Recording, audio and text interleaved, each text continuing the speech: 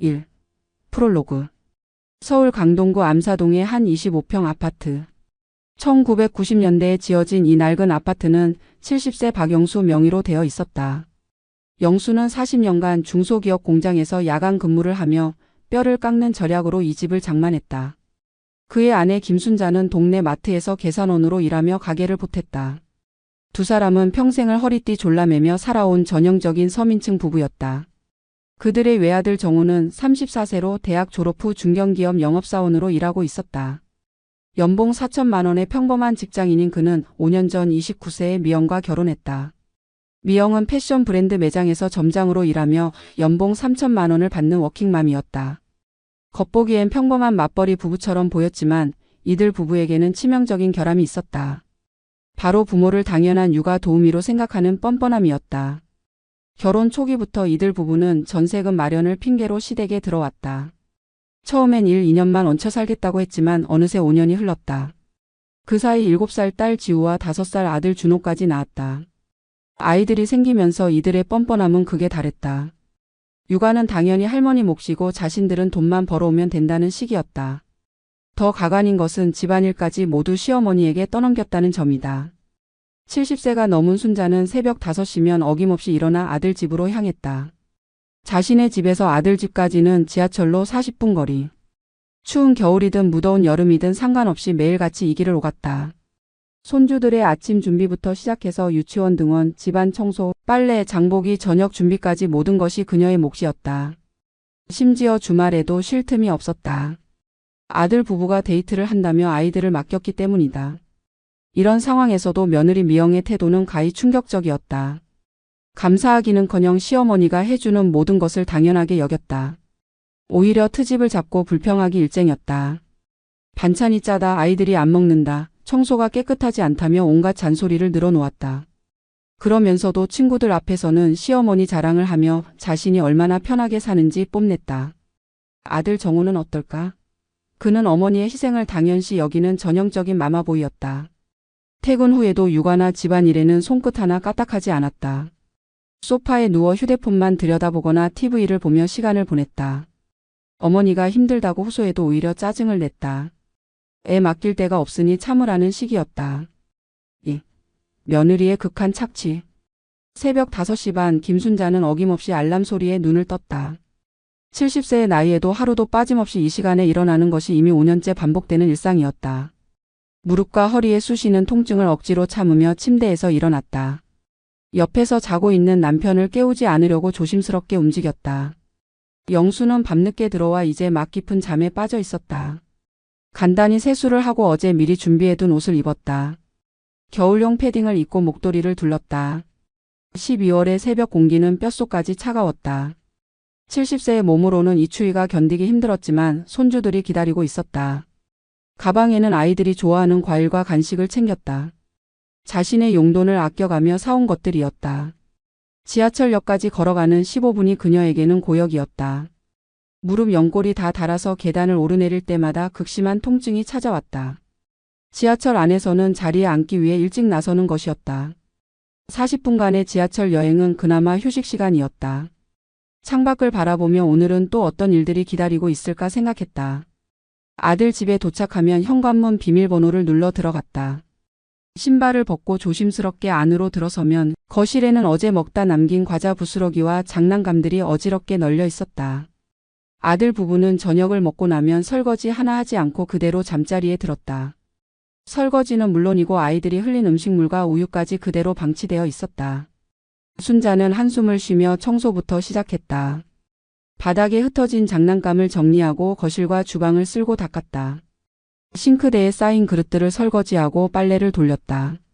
이 모든 일을 7시까지 마쳐야 했다. 아이들이 일어나는 시간이었기 때문이다. 지우와 준호가 눈을 뜨면 본격적인 전쟁이 시작됐다. 두 아이 모두 까다로운 성격이어서 아침부터 떼를 쓰기 일쑤였다. 지우는 옷 입는 것을 싫어해서 30분씩 실랑이를 벌였고 준호는 밥 먹는 것을 거부하며 온 집안을 뛰어다녔다. 순자는 두 아이를 달래가며 씻기고 옷 입히고 아침밥을 먹이느라 진땀을 뺐다. 그 사이 아들 부부는 여유롭게 일어나 커피를 마시며 준비를 했다. 미영은 화장하는 시간만 1시간이 넘게 걸렸다. 머리부터 발끝까지 완벽하게 꾸미고 나서야 집을 나섰다. 그러면서도 순자에게는 온갖 잔소리를 늘어놓았다. 아이들 밥을 제대로 먹였는지, 준호가 감기 기운이 있으니 조심하라는 지시사항들을 쏟아냈다. 마치 가정부에게 업무 지시를 내리는 것 같았다. 아이들을 유치원에 데려다 주는 것도 순자의 몫이었다. 무거운 가방들을 들고 두 아이의 손을 잡고 걷는 20분의 거리는 그녀에게 험난한 여정이었다. 특히 겨울철에는 빙판길 때문에 더욱 위험했다. 넘어질까봐 조심조심 걸어야 했다. 유치원에 아이들을 맡기고 나면 이미 오전 10시가 넘어 있었다. 집으로 돌아오면 진짜 고된 일이 기다리고 있었다. 온 집안 대청소였다. 아이들이 어지럽힌 방을 정리하고 침실과 화장실을 청소했다. 빨래를 널고 장을 보러 마트에 다녀왔다. 점심때가 되면 다시 유치원에 가서 아이들을 데려와야 했다. 오후에는 아이들과 놀아주고 숙제도 봐줘야 했다. 저녁 준비는 기본이었다. 미영이 퇴근해서 돌아오면 순자에 대한 갖은 트집이 시작됐다. 반찬이 왜 이렇게 짜냐며 불평했다. 아이들이 안 먹는 음식을 왜 만들었냐며 핀잔을 줬다.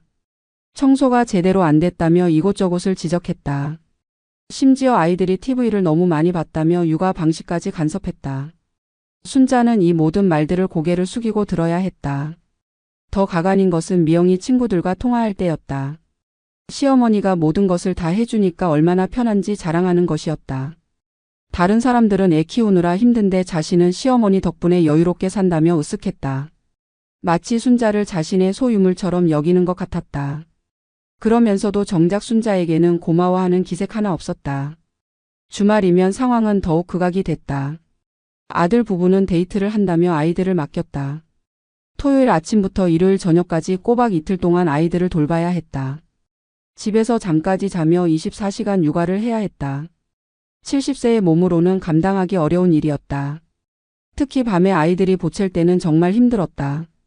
준호는 자다가 자주 깨서 울었고 지우는 악몽을 꿔서 무서워했다. 그럼에도 미영은 더 많은 것을 요구했다. 아이들 학원 등록을 위해 알아봐 달라고 했다. 육아용품을 사러 같이 가자며 쇼핑에 동원했다. 심지어 자신의 친정일까지 도움을 청했다. 친정어머니가 아프다며 간병까지 부탁하는 뻔뻔함을 보였다. 순자는 이 모든 요구를 거절하지 못했다. 며느리가 화를 내고 손주들을 못 보게 할까봐 두려웠기 때문이다. 이런 생활이 5년째 계속되자 순자의 몸은 한계에 달했다. 무릎은 계속 부어 있었고 허리는 점점 굽어졌다. 손목도 아프고 어깨도 뻣뻣했다. 밤에는 통증 때문에 잠을 이루지 못하는 날이 많았다. 그래도 참았다. 손주들을 위해서 아들을 위해서 견뎌야 한다고 생각했다. 하지만 이런 그녀의 희생을 아는 사람은 아무도 없었다. 모두가 당연하게 여겼다. 3. 무심한 아들과 일상의 지옥. 정호의 하루는 순자의 희생 위에서 편안하게 돌아갔다. 그는 오전 8시에 일어나 어머니가 미리 준비해둔 아침밥을 먹고 출근했다. 회사에서는 평범한 영업사원으로 일했지만 집에 오면 완전히 다른 사람이 됐다. 가정에 대한 책임감은 전혀 없었고 모든 것을 어머니에게 의존했다. 퇴근 후 집에 돌아오면 정우는 곧바로 소파에 누워 휴대폰을 들여다봤다. 아이들이 아빠라며 반기며 달려와도 대충 안아주는 것이 전부였다. 함께 놀아주거나 숙제를 봐주는 일은 전혀 하지 않았다. 그런 것들은 모두 할머니가 알아서 하는 일이라고 생각했다. 심지어 아이들이 다쳐서 울어도 어머니를 부르며 뒷짐을 졌다. 저녁 식사 시간이 되면 정호는 상이 차려질 때까지 기다렸다. 어머니가 하루 종일 고생해서 만든 음식을 먹으면서도 감사 인사 한마디 없었다. 오히려 입맛에 안 맞으면 얼굴을 찌푸렸다. 짜다 싱겁다 맛없다며 불평을 늘어놓았다. 순자는 아들이 좋아할 만한 반찬을 만들기 위해 애썼지만 정호는 그런 노력을 전혀 알아주지 않았다. 설거지나 뒷정리는 당연히 어머니 몫이었다. 정호는 밥을 먹고 나면 다시 소파로 가서 TV를 봤다. 아이들이 보채도 어머니를 불렀고 기저귀를 갈아야 할 때도 어머니에게 맡겼다. 준호가 밤에 울어도 일어나지 않았다. 어머니가 밤늦게까지 아이를 달래는 동안 그는 깊은 잠에 빠져 있었다. 주말이 되면 정호의 무책임함은 더욱 극명해졌다. 토요일 오전부터 친구들과 골프를 치러 나가거나 술자리를 가졌다.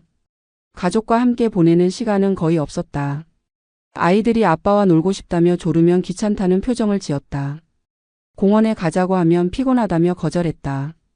대신 어머니에게 아이들을 데리고 나가라고 시켰다. 더 가관인 것은 정호가 어머니의 고충을 호소하면 보이는 반응이었다. 순자가 몸이 아프다고 하면 오히려 짜증을 냈다. 나이 들면 다 아픈 거라며 대수롭지 않게 여겼다. 육아가 힘들다고 하면 애 맡길 데가 없다며 참으라고 했다. 심지어 어머니가 쉬고 싶다고 하면 이기적이라며 화를 냈다. 자신들이 돈 벌러 나가는데 집에서 놀면서 뭐가 힘드냐는 식이었다. 정호는 아내 미영과도 육아에 대한 책임을 나누지 않았다. 부부가 함께 아이들을 키우는 것이 당연함에도 불구하고 모든 것을 어머니에게 떠넘겼다. 미영이 회사 일이 힘들다고 하면 오히려 동조하며 어머니에게 더 많은 도움을 요청했다. 두 사람은 마치 공모라도 한 것처럼 순자를 착취했다. 어느 날 순자가 무릎이 너무 아프다며 병원에 가야겠다고 했다. 하지만 정호는 오늘 중요한 회의가 있어서 일찍 나가야 한다며 아이들을 맡아달라고 했다. 미영도 매장에 새 직원이 오는 날이라 빠질 수 없다고 했다. 결국 순자는 진통제를 먹고 참으며 하루를 버텨야 했다. 병원은 다음 기회로 미뤄졌다. 이런 일들이 반복되자 순자는 점점 지쳐갔다.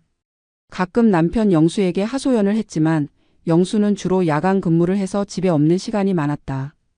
게다가 조용한 성격이라 아들과 며느리에게 직접적으로 말하지는 않았다. 그저 아내의 어깨를 쓰다듬어 주는 것이 전부였다. 정호는 자신이 얼마나 이기적인지 전혀 깨닫지 못했다.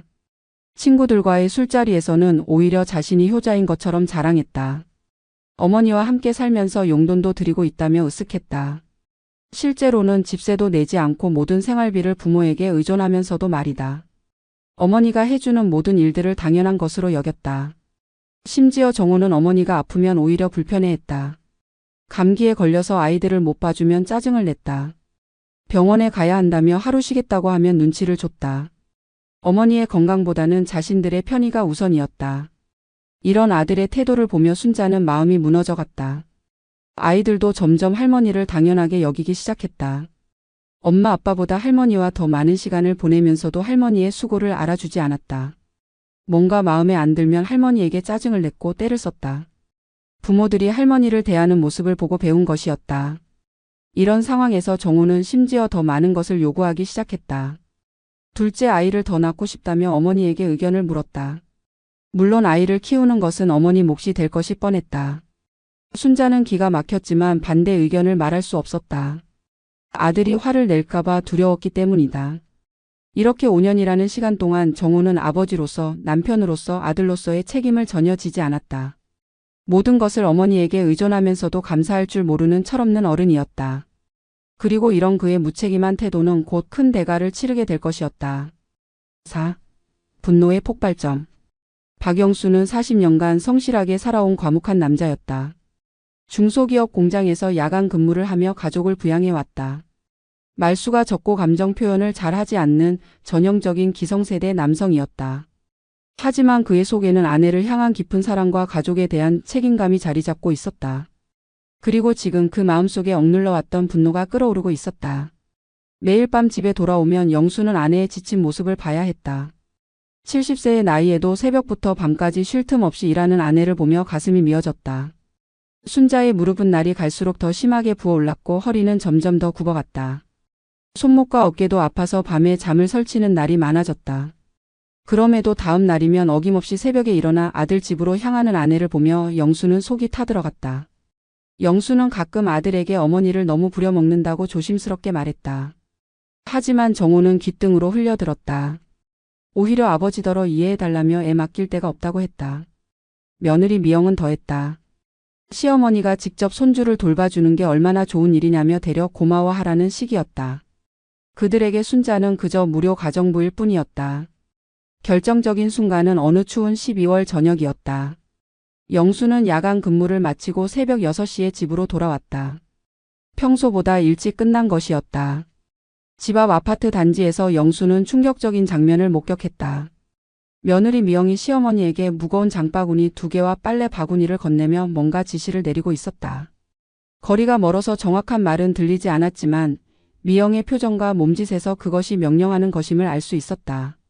더 가관인 것은 순자의 모습이었다. 70세의 나이에 무거운 짐들을 양손에 들고 고개를 숙인 채 서 있는 아내의 뒷모습이 영수의 마음을 찢어 놓았다. 며느리는 자신은 빈손으로 서 있으면서 시어머니에게만 짐을 들게 했다. 그것도 새벽 6시에 말이다. 미영은 말을 마치고는 택시를 타고 사라졌다. 남겨진 순자는 무거운 짐들을 들고 힘겹게 지하철역으로 걸어갔다. 영수는 그 광경을 보며 온몸이 떨렸다. 40년간 자신과 함께 고생해온 아내가 며느리에게 이런 대우를 받고 있다는 사실에 분노가 치밀어 올랐다. 아내는 젊은 시절부터 시집살이를 하며 온갖 고생을 했다. 영수의 어머니를 모시고 가난한 살림에도 불구하고 아들을 대학까지 보냈다. 그런 아내가 이제 와서 며느리에게 하인 취급을 받고 있었다.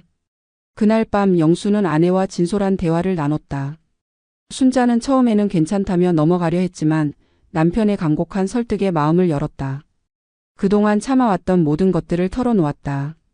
매일 새벽부터 밤까지 계속되는 고된 일상, 며느리의 끝없는 요구와 불평, 아들의 무관심, 그리고 점점 악화되는 자신의 건강 상태까지. 순자는 눈물을 흘리며 말했다. 자신이 죽어도 아들 부부는 모를 것 같다고 했다.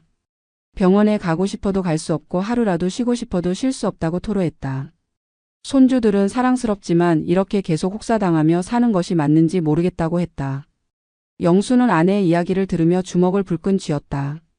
평생 온순했던 그였지만 이번만큼은 참을 수 없었다. 아내의 희생을 당연시 여기는 아들과 며느리에게 분명한 메시지를 전해야겠다고 결심했다. 그동안 조용히 지켜만 봤던 자신이 잘못이라는 생각이 들었다. 다음 날 저녁 영수는 일찍 퇴근했다. 그리고 거실에서 아들 부부를 기다렸다. 정호와 미영이 집에 돌아오자 영수는 단호한 목소리로 말했다. 오늘부터 상황이 바뀔 거라고 더 이상 어머니를 이렇게 부려먹을 수 없다고 선언했다. 하지만 아들 부부의 반응은 예상과 달랐다. 정호는 아버지가 뭘 그렇게 화를 내냐며 대수롭지 않게 여겼다. 미영은 아예 시아버지의 말을 무시했다. 시어머니가 직접 와서 도와주니까 얼마나 좋으냐며 다른 집 며느리들은 시어머니가 도와주지 않아서 힘들어한다고 말했다. 심지어 시어머니가 손주를 보는 게 당연한 일 아니냐며 대래 따졌다. 이런 반응을 본 영수는 더욱 분노했다. 자신들의 편의만 생각하고 어머니의 고통은 전혀 이해하지 못하는 아들 부부에게 실망감을 감출 수 없었다. 그날 밤 영수는 중대한 결심을 했다. 말로는 안 되겠다. 확실한 행동으로 보여줘야겠다고 생각했다. 며칠 후 영수는 회사에 연차를 내고 아들 부부를 미행했다. 그들이 평소에 어머니를 어떻게 대하는지 직접 확인하고 싶었다. 영수가 본 것은 상상 이상으로 끔찍한 현실이었다. 미영은 순자를 마치 하인처럼 부렸다. 이것저것 시키고 잘못된 게 있으면 핀잔을 줬다. 정호도 마찬가지였다. 어머니가 힘들어하는 모습을 보면서도 전혀 도와주지 않았다. 결정적인 순간은 순자가 무릎이 아파서 잠깐 쉬려고 했을 때였다. 미영이 쉴 시간이 어디 있냐며 빨리 저녁 준비를 하라고 다그쳤다. 순자는 아픈 무릎을 부여잡으며 부엌으로 향했다. 그 모습을 본 영수는 더 이상 참을 수 없었다. 바로 그 순간 행동에 나서기로 결심했다. 그날 밤 영수는 변호사에게 전화를 걸었다. 대학 동창이었던 변호사 친구에게 상황을 설명하고 법적인 조치에 대해 상담했다. 변호사는 영수의 마음을 충분히 이해한다며 집주인으로서 임대차 계약 해지를 통보할 수 있다고 조언했다. 특히 가족 간의 갈등이 심각한 상황에서는 더욱 정당한 사유가 된다고 했다. 영수는 그동안 참아왔던 모든 분노를 행동으로 옮기기로 했다. 40년간 성실하게 일하며 마련한 이 집에서 아내를 괴롭히는 사람들을 더 이상 용납할 수 없었다. 아들이든 며느리든 상관없이 순자를 보호하기 위해서는 강력한 조치가 필요했다. 바로 다음 날 그는 폭탄 선언을 하기로 마음먹었다. 시아버지의 냉혹한 복수. 다음 날 저녁 7시 영수는 평소보다 일찍 집에 돌아왔다. 아들 부부가 저녁을 먹고 거실에서 TV를 보고 있을 시간이었다. 순자는 여전히 부엌에서 설거지를 하고 있었다. 하루 종일 아이들을 돌보고 집안일을 한 후에도 쉴 틈이 없는 것이었다. 영수는 그런 아내의 모습을 보며 마음을 더욱 굳게 먹었다. 거실로 들어선 영수의 표정은 평소와 달랐다. 늘 온화했던 얼굴에 차가운 분노가 서려 있었다. 정호는 소파에 누워 휴대폰 게임을 하고 있었고 미영은 네일 아트를 하며 TV를 보고 있었다. 두 사람 모두 영수가 들어온 것도 모르고 있었다. 아이들은 할머니 방에서 잠들어 있었다. 영수는 TV를 껐다. 그제야 정호와 미영이 고개를 들었다. 평소 같으면 인사를 건넨 후 자기 방으로 들어갔을 영수가 거실 한가운데 서서 자신들을 바라보고 있었다. 뭔가 심상치 않은 분위기를 느낀 정호가 먼저 입을 열었다. 아버지가 왜 그러시냐며 어색하게 웃었다. 영수는 차분하지만 단호한 목소리로 말하기 시작했다. 그동안 지켜본 것들, 어머니가 당하고 있는 일들, 그리고 자신의 분노에 대해 조목조목 설명했다. 아들 부부는 처음에는 영수의 말을 대수롭지 않게 여겼다. 하지만 영수의 다음 말을 듣고는 경악했다. 한 달 안에 이 집에서 나가라는 것이었다. 영수는 이미 변호사와 상담을 마쳤고 법적 절차도 준비했다고 말했다. 이 집은 자신의 명의이고 아들 부부는 단순히 얹혀 살고 있는 것에 불과하다고 선언했다. 더 이상 어머니를 괴롭히는 사람들과 함께 살 수 없다는 것이 그의 입장이었다. 정호는 아버지의 말을 믿을 수 없다는 표정을 지었다. 평소 순한 양 같았던 아버지가 이렇게 강하게 나올 줄 몰랐던 것이다. 당황한 그는 아버지에게 사정했다. 갑자기 나가라고 하면 어디서 살라는 것이냐며 호소했다. 아이들도 있는데 이럴 수 있냐며 감정에 호소했다. 하지만 영수는 냉정했다. 그런 것들은 아들의 책임이라고 잘라 말했다. 5년 동안 집세 한 푼 내지 않고 살면서도 감사할 줄 모르는 사람들에게 더 이상 베풀 은정은 없다고 했다. 특히 어머니를 가정부처럼 부리면서도 고마워할 줄 모르는 며느리와는 한 지붕 아래 살 수 없다고 분명히 밝혔다. 미영은 이제야 상황의 심각성을 깨달았다. 하지만 여전히 자신의 잘못을 인정하지 않았다. 오히려 시어머니가 손주를 봐주는 것이 당연한 일 아니냐며 대래 따졌다. 다른 집은 다 그렇게 하고 있다며 자신을 정당화했다. 심지어 갑자기 쫓아내는 시아버지가 너무하다며 울음까지 터뜨렸다. 영수는 미영의 이런 반응을 예상했다는 듯 차갑게 말했다. 지금까지도 자신들의 잘못을 전혀 모르고 있다는 것이 더욱 실망스럽다고 했다. 어머니의 희생을 당연하게 여기고 감사할 줄 모르는 사람들과는 더 이상 가족으로 살 수 없다고 선언했다. 정호는 마지막으로 아버지의 마음을 돌려보려 했다. 그동안 철없이 살았지만 이제부터 달라지겠다고 약속했다. 어머니께 더 잘해드리고 집안일도 도와드리겠다고 맹세했다. 하지만 영수는 흔들리지 않았다. 이미 늦었다는 것이 그의 대답이었다. 영수는 냉정하게 현실을 직시하라고 말했다.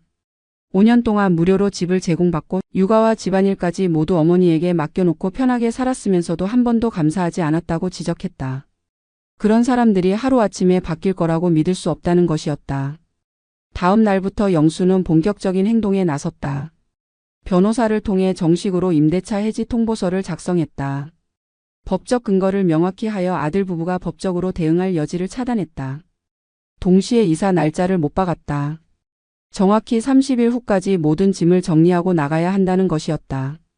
아들 부부는 패닉 상태에 빠졌다. 갑작스럽게 집을 구해야 하는 상황이 된 것이다. 서울에서 두 아이를 키우면서 살만한 집을 구하는 것은 쉽지 않았다. 게다가 지금까지 전세금을 모아놓지 않았기 때문에 목돈도 부족했다. 부모님 집에서 공짜로 살면서 모든 생활비를 용돈처럼 써버렸던 것이 독이 된 것이다. 정호와 미영은 이제야 현실의 무게를 실감했다. 집세 걱정 없이 살던 때가 얼마나 편했는지 깨달았다.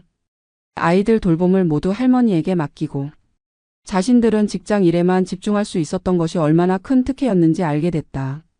하지만 이미 돌이킬 수 없었다. 영수는 마지막까지 냉정했다. 아들이 무릎을 꿇고 빌어도 며느리가 눈물을 흘려도 마음을 바꾸지 않았다. 오히려 이제 와서 후회하는 것 자체가 가식이라고 말했다. 진정으로 반성했다면 어머니가 그렇게 고생하는 동안 뭘 했느냐고 반문했다. 결국 아들 부부는 급하게 전셋집을 알아봐야 했다.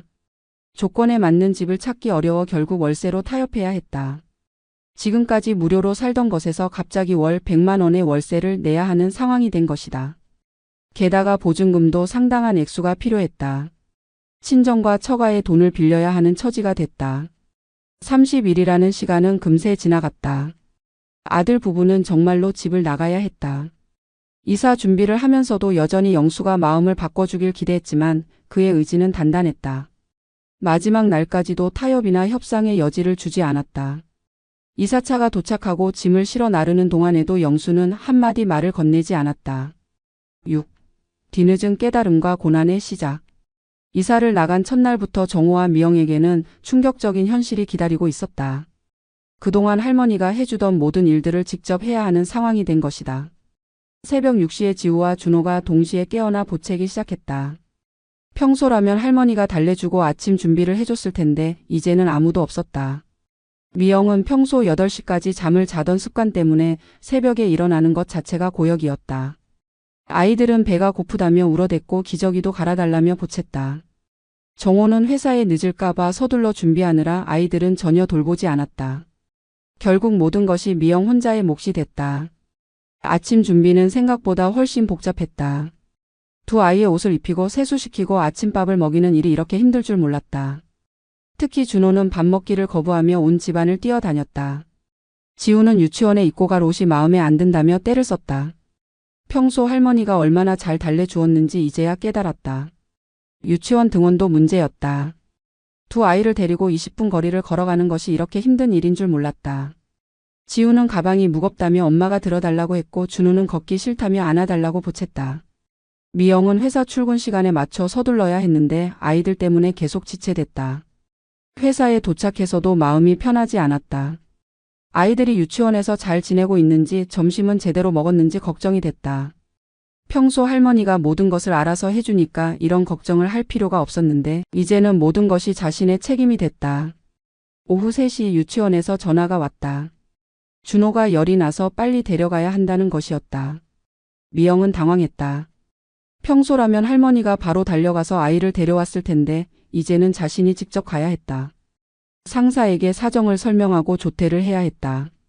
눈치가 보였지만 어쩔 수 없었다. 병원에 가는 것도 큰일이었다. 아픈 준호를 안고 지우의 손까지 잡고 병원에 가야 했다. 대기 시간 동안 두 아이를 달래는 것도 힘들었다. 준호는 계속 울어댔고 지우는 지루해하며 보챘다. 평소 할머니가 이런 일들을 얼마나 능숙하게 해냈는지 새삼 느꼈다. 집에 돌아와서도 할 일이 산더미였다. 아픈 준호를 돌보면서 지우도 챙겨야 했다. 저녁 준비는 꿈도 꿀 수 없었다. 냉동식품으로 대충 때우고 집안 정리는 엄두도 낼 수 없었다. 빨래는 쌓여만 갔고 설거지도 밀렸다. 하루 종일 아이들만 돌봐도 이렇게 힘든데 할머니는 어떻게 집안일까지 다 했을까 싶었다. 정호도 마찬가지였다. 퇴근 후 집에 오면 평소처럼 소파에 누울 수가 없었다. 아이들이 아빠라며 달라붙어서 놀아달라고 보챘다. 미영이 하루 종일 아이들을 돌봐서 지쳐 있으니 자신이 도와야 했다. 하지만 육아 경험이 전무한 그에게는 아이들을 달래는 것도 쉽지 않았다. 며칠이 지나자 두 사람 모두 극도로 지쳤다. 직장에서도 집중이 안 됐다. 미영은 아이들 때문에 조퇴하거나 지각하는 일이 잦아졌다.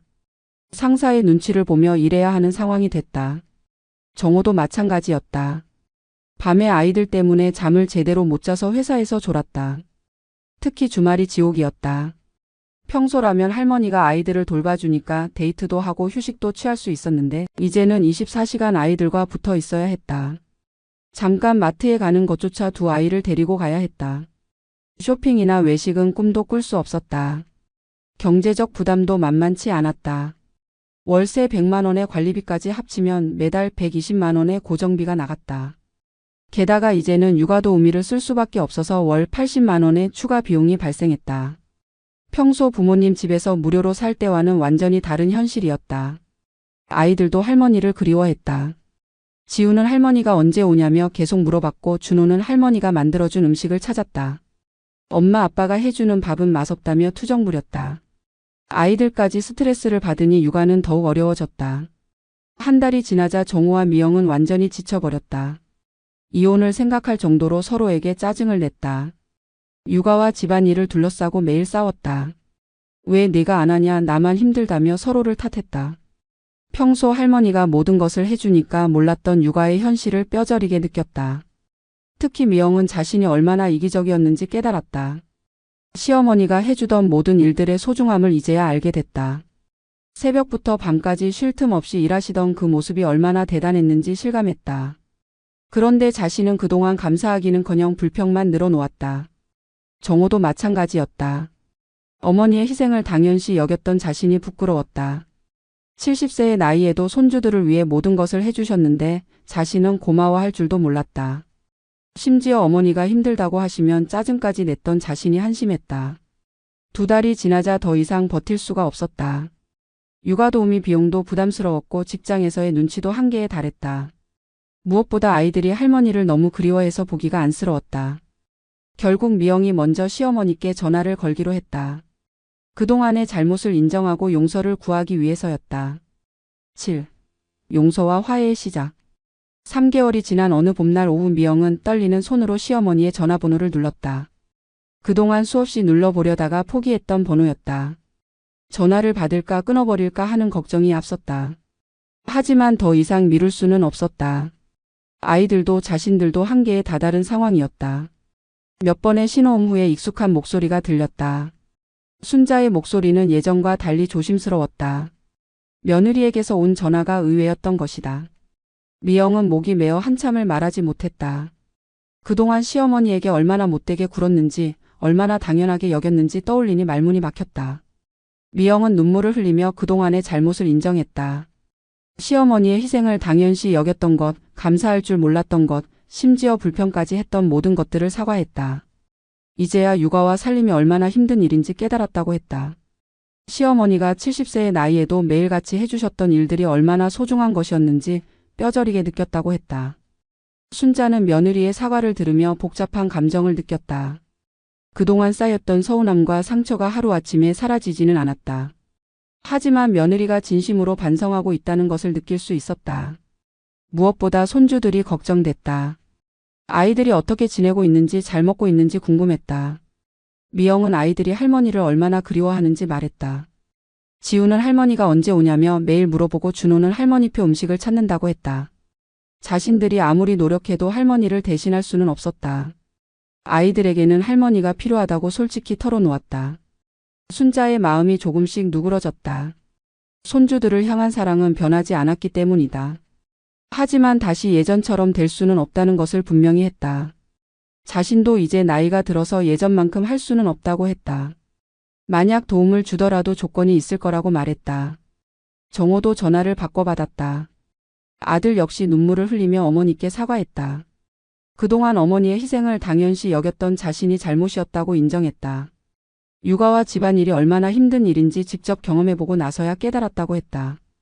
어머니가 70세의 나이에도 매일같이 해주셨던 일들이 얼마나 대단한 것이었는지 이제야 안다고 했다. 영수도 전화를 받았다. 평소 말수가 적었던 그였지만 이번에는 할 말이 많았다. 아들에게 분명히 했다. 이번 일로 깨달은 것이 있다면 다행이지만 다시는 예전처럼 어머니를 당연시 여겨서는 안 된다고 했다. 만약 다시 도움을 받고 싶다면 그에 맞는 태도를 보여야 한다고 경고했다. 며칠 후 정호와 미영은 아이들을 데리고 부모님 집을 찾아갔다. 3개월 만에 보는 할머니 할아버지였다.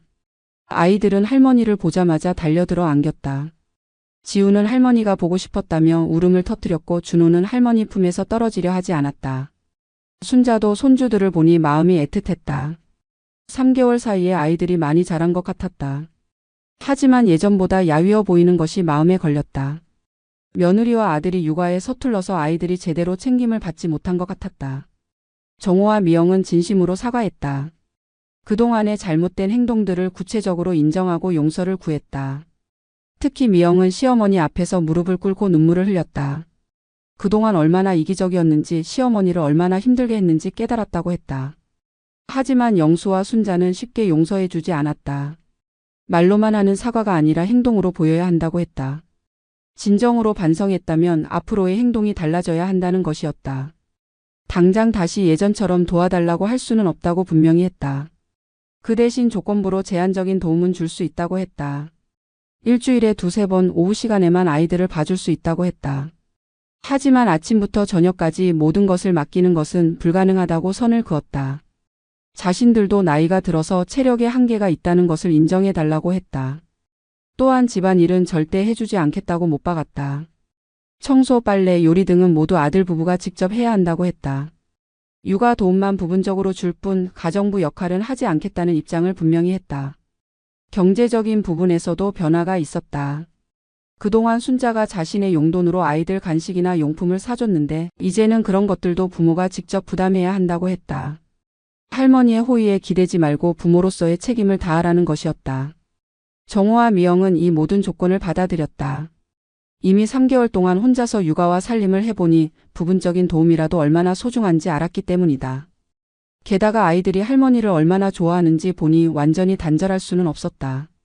미영은 처음에는 어색했지만 점차 적응해 갔다. 시어머니가 와 계시는 시간에도 자신이 할 일은 스스로 했다. 빨래를 개고 청소를 하고 저녁 준비를 했다.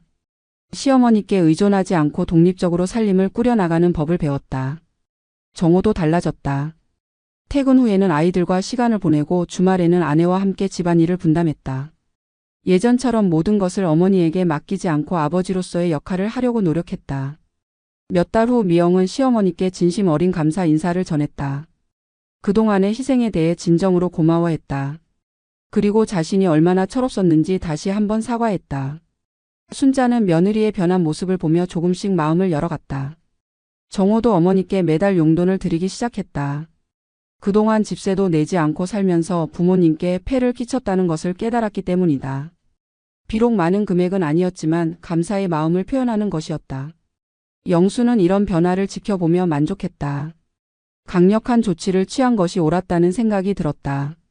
말로만 하는 훈계보다는 확실한 행동이 더 효과적이었다. 아들과 며느리가 진정으로 깨닫게 하려면 이 정도의 충격요법이 필요했던 것이다. 이 모든 변화의 시작은 영수의 용기 있는 결단이었다. 40년간 조용히 살아온 그였지만 가족을 지키기 위해서는 때로는 강한 모습을 보여야 한다는 것을 증명했다. 진정한 사랑은 무조건적인 희생이 아니라 때로는 단호한 성급기라는 것을 보여준 사례였다.